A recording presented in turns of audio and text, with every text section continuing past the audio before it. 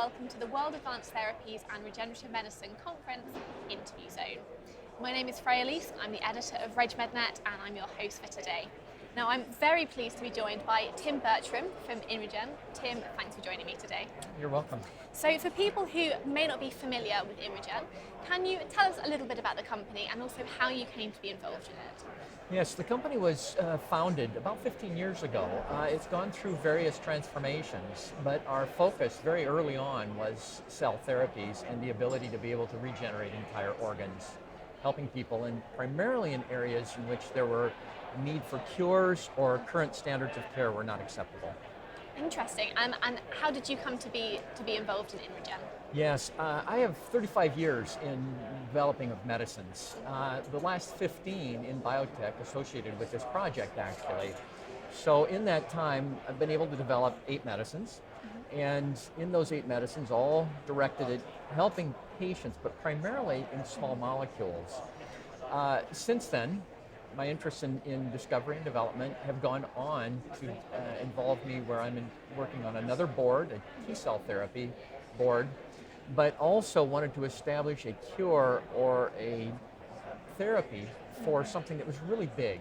And chronic kidney disease has not had a new innovation in over 60 years. Wow. So that was attractive to me. And Yeah. so I brought into that, and I didn't realize 15 years would go on before I would actually see it in the clinics, but anyway, that's what it is. Well, I was just about to ask you, what do you feel the difference is between working in small molecules and working with cell therapies? I suppose the timelines is a major one. Timelines are big, but you know what the biggest thing is small molecules are fun, they're enjoyable, but cell therapies and genetically modified therapies actually have the potential to bring a cure. And many of the small molecules help patients. We now can talk about actually curing patients, and that's very exciting. As a medicine maker, I really find that exciting. Fantastic. inRegen is working on React. So can you explain what React is and how it works to treat kidney disease? Sure. React is an autologous cell therapy, which means I take it from you and I give it back to you. So your body accepts those cells. They do what they've been programmed to do, and they go about their business as if you were normally present in your kidney, which you aren't in chronic kidney disease. As a result of that, and the lack of immunosuppression, there are 3 R's or 3 mechanisms that underpin how React works. 3 R's are replace, restore, and regenerate. Yeah. The first R is where the cells, when injected into the kidney, actually go into the kidney and release cytokines. Those cytokines are antifibrotic, they inhibit the inflammation, and they actually go in and begin to promote vessel infiltration into the kidney. And so that is very much supportive of the regenerative process. The second R is that when the cells go in, they don't just release cytokines, but they also replace the damaged cells that are in the functioning parts of the kidney. That replacement then allows them to do the third R, which in fact is the regeneration.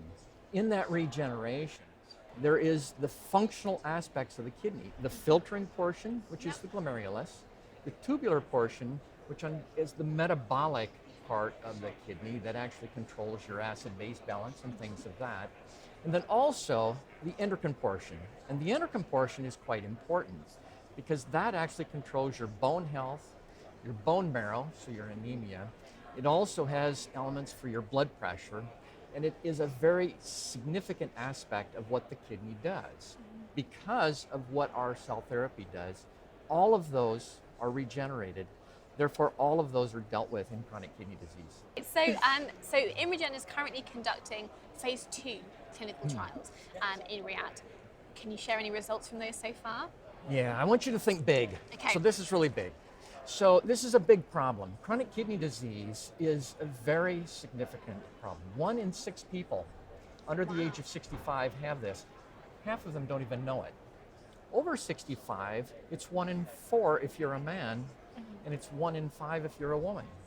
So the situation is that this is an insidious disease that is a big problem that's had no improvements. In fact, some of the new medicines that were just approved this year specifically targeting this still only slow the decline in kidney function.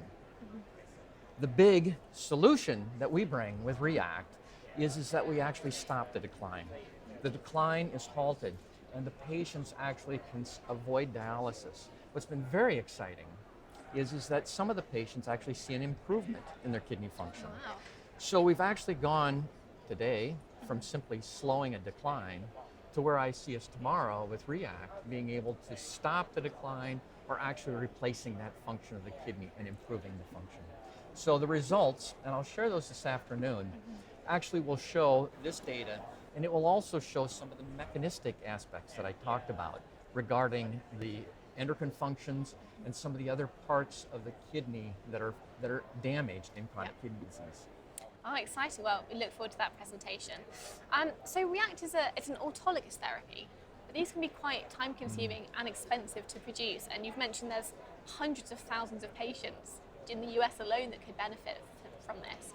So how scalable is your manufacturing process? Yeah, your question has two parts. So let's unpack it just a wee bit. So let's first look at the cost. What is the cost? And then we'll look at the capacity. And then we'll look at the sense. Yeah. So 3 C's. The sense, a pun, sense both S-E-N-C-E, but also C-E-N-T. So on the cost today for end-stage renal disease impacts both the quality of life as well as the cost to the healthcare system. In terms of the quality of life, a patient goes to a dialysis center, is hooked to a machine for 4 to 6 hours every other day for the rest of their life. About a third of those patients die every year on dialysis. With transplant, you've got similar statistics. There is a situation where the patient gets their kidney, may actually need multiple, it's not uncommon. They're on immunosuppression, so they're predisposed to cancer and they're predisposed to infections. And the patients that get a transplant, 50% of those kidneys that were transplanted are gone in 10 years. And most of those patients, as I said, need multiple transplants. That's the impact or quality of life impact. What's the cost of that? The cost, whether a transplant or dialysis, is approximately $250,000 US per patient per year. It's a $35 to $40 billion problem per year in the US alone. So the cost is high. So now let's get to the capacity question that you had. So this is also very exciting because our capacity and the process we're using to make these cells is we take a single biopsy. That single biopsy is then used to make a lifetime supply of the cells for that patient. One biopsy, lifetime supply. How many times does the patient need to be injected? The patient may need to be injected only once every 5 years. Okay, and so what's the next step? So what's very exciting about that, if you do the simple math, let's talk about the sense. So if it's $250,000 per patient per year, for us, that is delivered then 4 to 6 hours per day, every other day. For us, it's a single injection for 5 years, reducing costs. The impact of healthcare is That's enormous. massive. Yeah. But the patient cost, the quality of life. Now, instead of hooked up to a machine, not able to work, your family is impacted, your healthcare providers, now you get your injection, you go back to work. It's a very simple cost, and I think we can address it. Cost, the price, I have no clue. We'll see what the value is. But that's the simple math and the simple cost and capacity that we're looking at. We're quite excited about this. It certainly sounds very exciting. So looking to the future, what can we expect from inRegen in the next few years? Yeah, so let's think of it as 3 M's. We're wanting to go into multiple countries. Yep. That's already begun. We started in the States, US, and we're going to come to Europe. Actually, we're coming back to Europe. We did our first trials in Europe, brought it to the US, and now we're doing our trials in the US, but now coming back to Europe and the UK. So that's the first M, multiple countries. The second M is multiple indications. Yep. Right now we're focused on diabetic kidney disease. But there are many, many other kidney diseases that we have applications that we can address. One that we're starting also now is for children that have had what are called congenital anomalies of the kidney and the urinary tract. So these are young children that have chronic kidney disease when they're very young. We think we can address that chronic kidney disease in these young children. Now you start seeing the implications for quality of life and the cost of the healthcare system if we can address the pediatric problem. I think the last piece that is to really think about in terms of how we want to go forward with our M's is that I'll use money. Registration. But it's money not just for the investors, not just for the people working, but it's really money for the healthcare system.